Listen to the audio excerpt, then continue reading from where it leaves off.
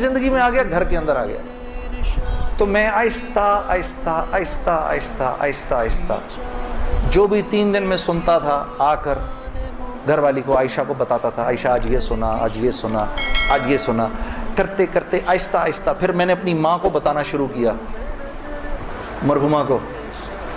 اللہ کی شان، میں آج بھی اللہ کا شکر کرتا ہوں، مجھے موقع محل نہیں تو میں آپ کو کبھی بتاؤں جب میری ماں کا انتقال ہوا تو کیسے ہوا۔ میرے دل کی دعا ہے اللہ ہر عورت کو دنیا سے ایسے لے کے جائے جیسے ہماری والدہ گئیں۔ تو وہ میں اپنی ماں کو بتاتا تھا، میری ماں بھی ایک دم، اس نے بھی جلدی جلدی لینا شروع کر دیا۔ کرتے کرتے میری ماں، ہم سب گھر کی خواتین میں سب سے پہلے میری والدہ پردے میں آ گئیں فوراً۔ اور مولوی صاحب کہہ رہے ہیں ان کے انتقال کا بتائیں، میں ضرور بتاؤں گا آپ کو، مختصراً بتاتا ہوں۔ میری ساؤتھ افریقہ کی تشکیل تھی، پیچھے والدہ کی طبیعت بہت خراب ہو گئی، مجھے بھائی نے بولا جنید بھائی آ جائیں واپس کیونکہ امی جا رہی ہیں، امی نے اب نہیں رکنا۔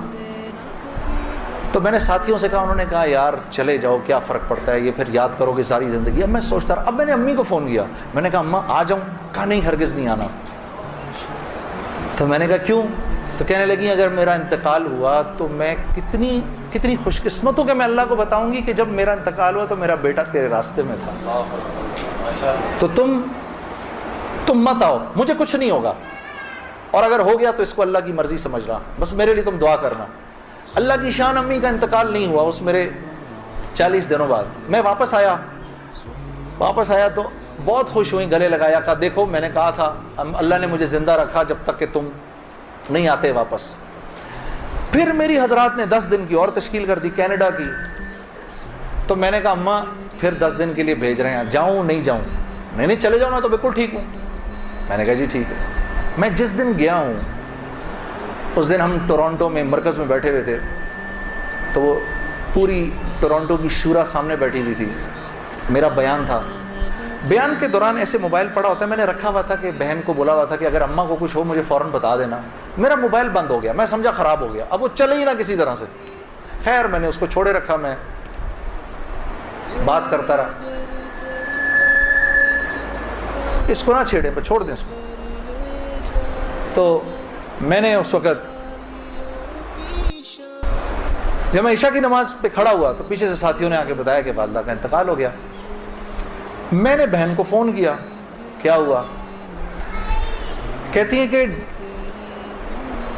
کہ ابھی فجر کی ہم نے نمازیں پڑھی ہیں، فجر سے تھوڑا سا پہلے انتقال ہوا ہے، اور 2-2:30 بجے اس امی نے بلایا میری بیوی کو، اور میری بیوی کو بلا کے بولا کہ بیٹا دیکھو میں نے تو ساری زندگی تمہیں بیٹی کی طرح رکھا، لیکن میں ساس ہوں، کمی بیشی ہو سکتی ہے، تو اگر کچھ ایسی ہوئی ہو تو مجھے معاف کر دینا۔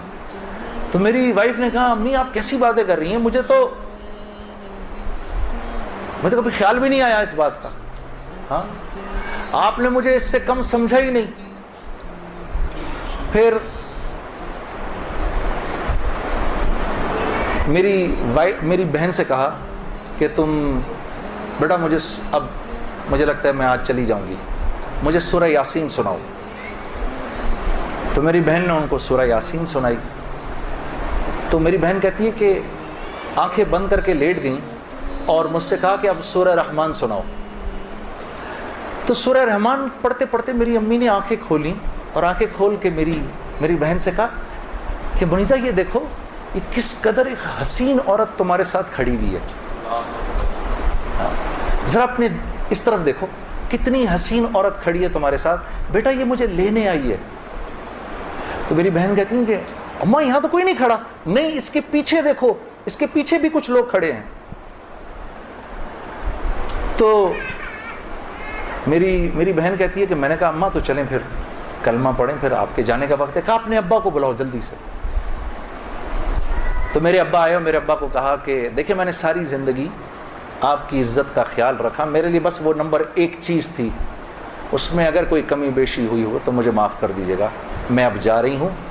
کلمہ پڑھا اور آنکھیں بند کر لیں، بس اس طرح گئیں وہ۔